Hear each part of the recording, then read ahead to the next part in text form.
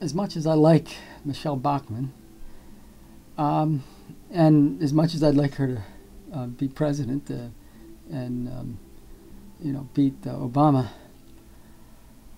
I don't know if it's going to make a big difference. That's the problem. And I think everybody's starting to, or not everybody, a lot of people are starting to realize that, we've been drawn into a battle between, liberal and conservative policies and politics. In the meantime, there's bigger things happening that are not being addressed by either party. And I bring Ron Paul into the conversation right now too, because he's the closest one as far as like actually addressing things like the trouble with the Federal Reserve. So, as far as that's concerned, Ron Paul is at least making some noise about it. Now, I don't know where Michele Bachmann stands on, for instance, the Federal Reserve situation, or the selling of our sovereignty to multinational corporations and banks, or giving our national sovereignty to multinational bureaucracies. Obama's more interested, although he's owned by the bankers and he's owned by the corporations. He also has a, I think, interest in seeing us give sovereignty to multinational bureaucracies, as well as just the banks and so forth.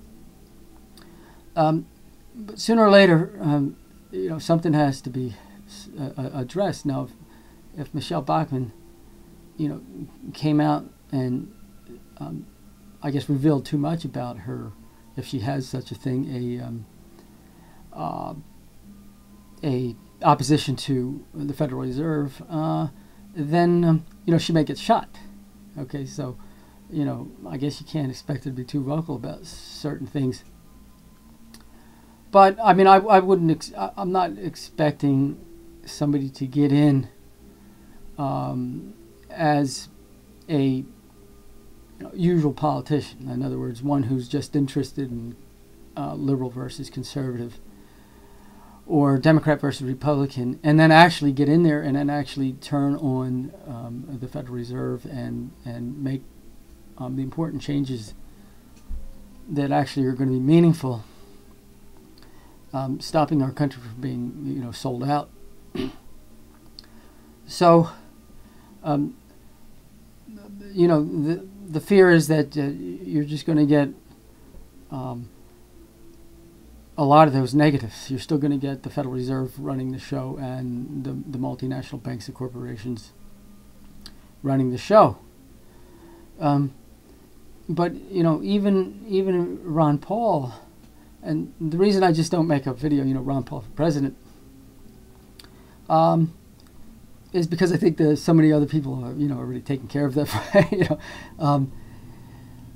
And I don't mind. I like. I'm pretty much a libertarian myself, so I mean, I don't have too much objection to Ron Paul's. A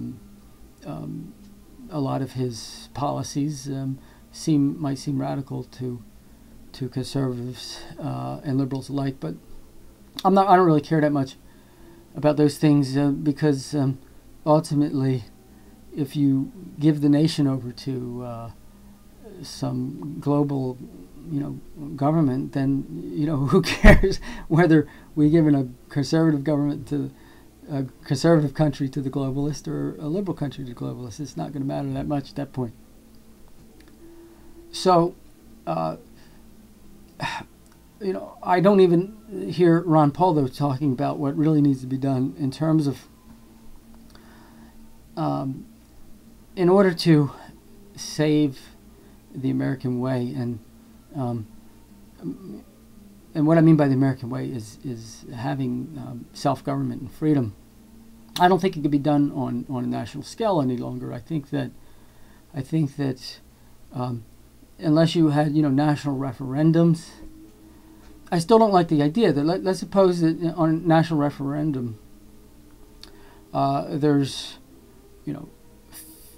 51% of the people want abortion and 49 don't, or 51% don't want gay marriage and 49 do, something like that. See, that's not what the American founders, I think, envisioned. They didn't want people to they wanted people to be able to find that state that would provide them with this choice of values.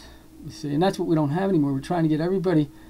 The diversity that's being promoted is all very superficial. It's about superficial things that aren't important, but nobody wants actually diversity of values. Everybody wants try to get everybody on the same page. That's what the school system is being used for, to try to indoctrinate values. We shouldn't have public schools, government schools, as you know.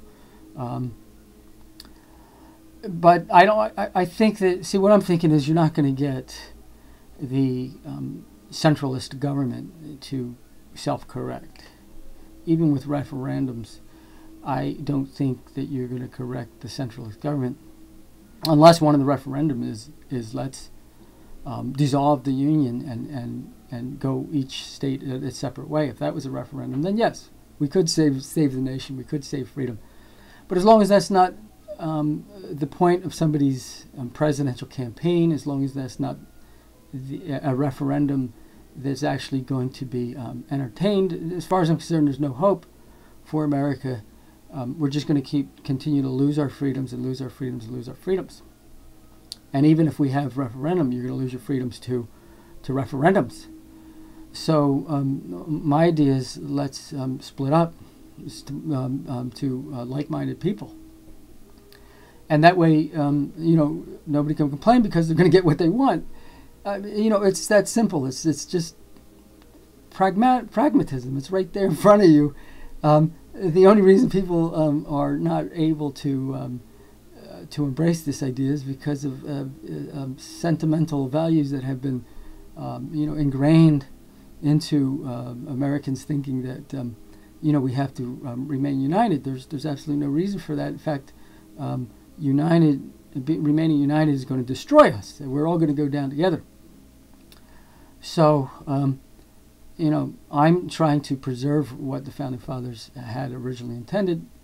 And the only way to do that is to dissolve the federal government and for the states to go on their separate ways. And so I don't really hear, Michele Bachmann talking about this. I don't hear even Ron Paul talking about this. I don't hear there's a few people. I came across a very interesting website. And I don't agree 100%, but a lot of what they have to offer is very insightful and meaningful, and that's the Daily Bell. And the Daily Bell also promotes, to some extent, the idea of secession. They see that as a viable alternative on the horizon. So, I'm not completely alone in this. And I know there's some big secessionist website that's trying to co-opt the secessionist movement and turn it into like a communist thing where you have all these little groups that are actually being controlled by some globalist centralist outfit. So, no, I'm talking about real individual freedom or real sovereign self-governance. In small enough people groups that it can be accomplished. See, that's one of the things that you get too many people, and then you can't, you really can't accomplish this because that many people do not share so much in common. We just don't have it. Let's face it. Let's not. Why are we pretending it's not going to work? It's not working. And in order to try to get everybody on the same page, you're going to have to force people. You have to you're going to see killing fields and trains to concentration camps. So I'm trying to head this off the path before it gets there. I seem to be a voice crying in the wilderness, but so be it. If I'm right, what am I going to do? Just go along with the crowds because, they don't understand me? So anyways, that's my contribution for Michele Bachmann for president. And basically sum it up, you know, it would be nice, but even if it happens, I can't see it making the really meaningful difference in terms of dissolving the union, which has to be done. So think about that.